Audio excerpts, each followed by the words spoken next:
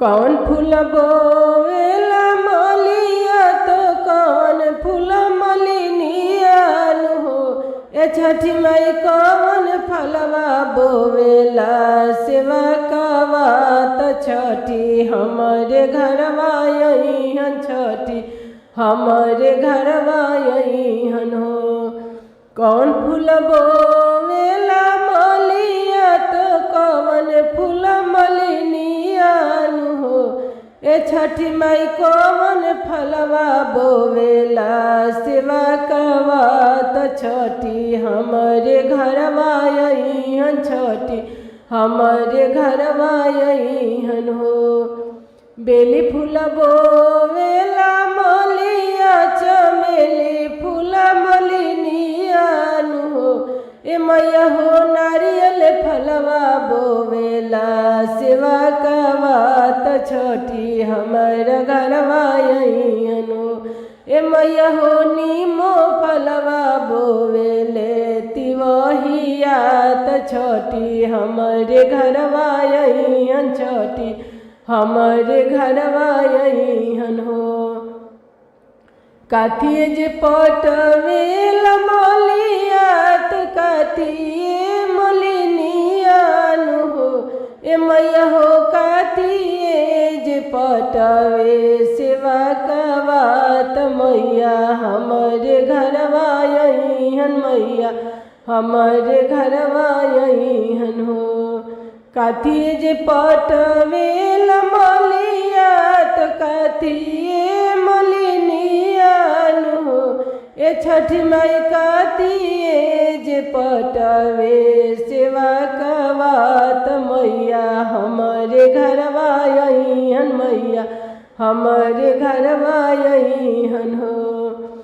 पनिए जे पटवेला मलिया तो गंगा जल मलिनियान हो।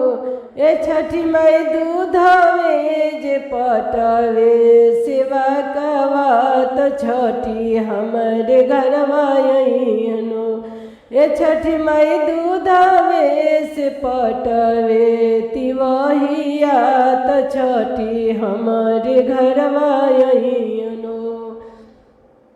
केइए जे तूरेला बेली फूल केइए चमेली फूल हो। ए छठी माई केइए जे तूरे नारियर फल छठी हमारे घरवा अइहन छठी हमारे घरवा अइहन हो। ए छठी माई केइए जे तूरेला निमहुआ त छठी हमारे घरवा अइहन छठी हमारे घरवा अइहन हो। मलिया जे तूरेला बेली फूल मलिनिया अरहुल फूल हो। ए छठी माई सेवा काज तूरे नारियरवा त छठी हमारे घरवा अइहन छठी हमारे घरवा अइहन हो। ए छठी माई सेवा काज तूरेला निम्बुआ त छठी हमारे घरवा अइहन छठी हमारे घरवा अइहन हो। केइए चढ़ावेला बेली फूल केइए दवनवा फूल हो। ए छठी माई केइए चढ़ावे नारियर फल छठी मैया घरवा अइली छठी मैया घरवा अइली हो। केइए चढ़ावेला बेली फूल केइए चमेली फूल हो।